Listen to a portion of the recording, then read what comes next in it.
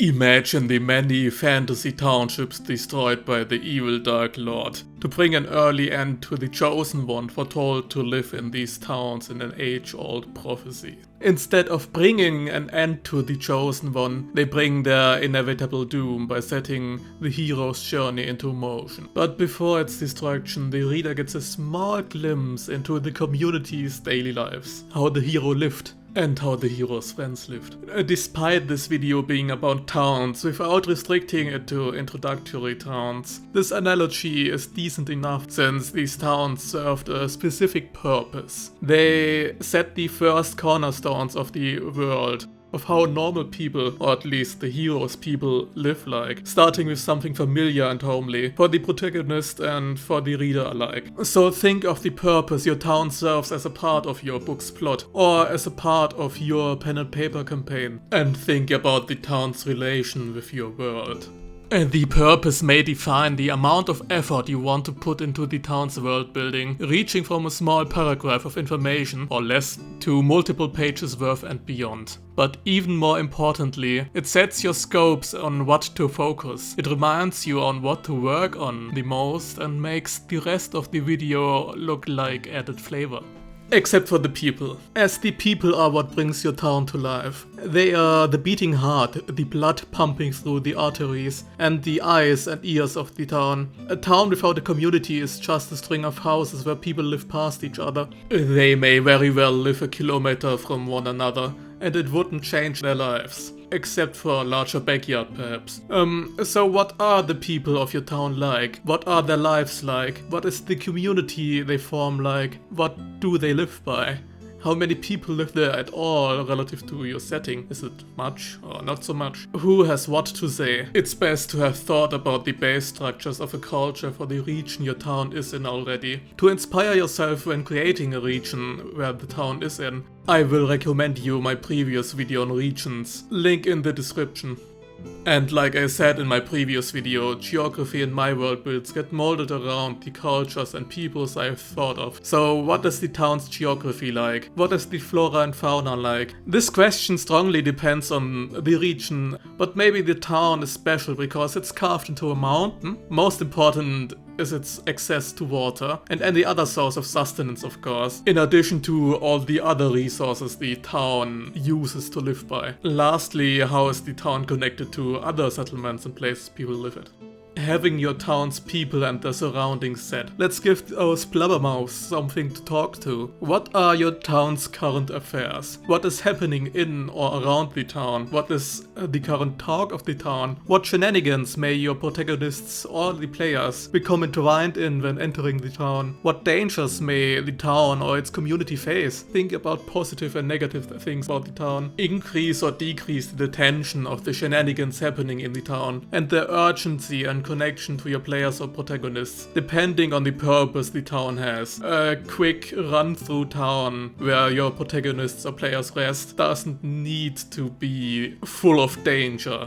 Lastly, think about a few personalities in your town that either stand out or are a perfect example of a normal inhabitant of your town you create. Of course, you don't have to flesh their entire life out to the last detail. Just think about their daily activities, how they are connected to the town's community, their daily woes and struggles, what makes them happy, and what their goals in life may be. It's helpful to give your community and town a personality, as each community is only the sum of its parts.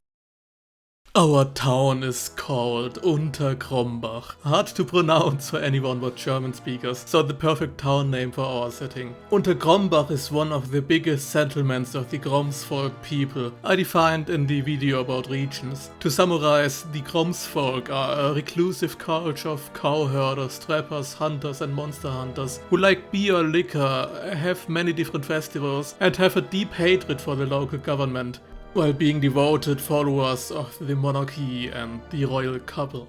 Because of the nature of the video, the town's purpose is to be a model town for the culture and the set of questions I pose. But for the purpose of the video, let's say it's a town your players or the protagonists of your book pass through on the way to their current goal. They will have to gather information from different people within the town, may have to do some favors, and will inevitably learn at least some bits of the people's lives and their daily struggle.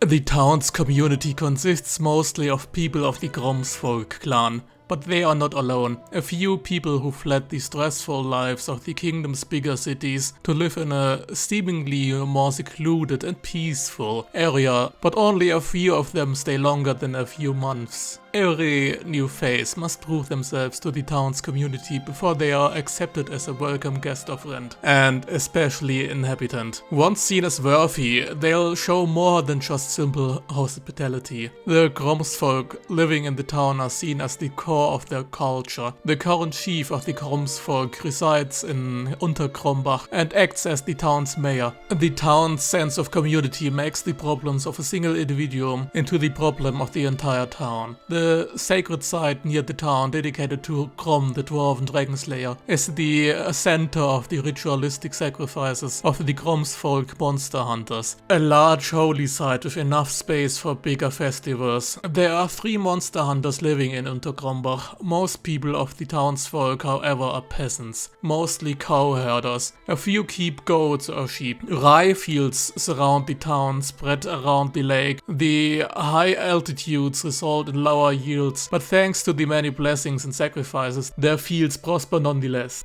To protect themselves from the dangers of the woods, the town is surrounded by a set of menhirs, beset with runes that are renewed every year by the local druids and by the town's magical protectors. One of them is Bavette, a nymph and the sister of Giselle, who guards the purity of the river Grom spring a few kilometers upstream. She likes cows a lot, which is why she asks for cows as a sacrifice. And then there's Grundrada, a witch or a hag. An old woman living in the woods. She's the one the Gromsfolk go to when the druids don't know how to heal someone of their affliction, no matter if natural or magical in nature. As the fairies and the beneficial spirits seem to like her, the people have no quarrels meeting her demands. For one, she asks for the first pick of magical components harvested from the monsters slain by the hunters. Then she asks to look after and raise the Gromsfolk's orphans. And lastly, something more sinister.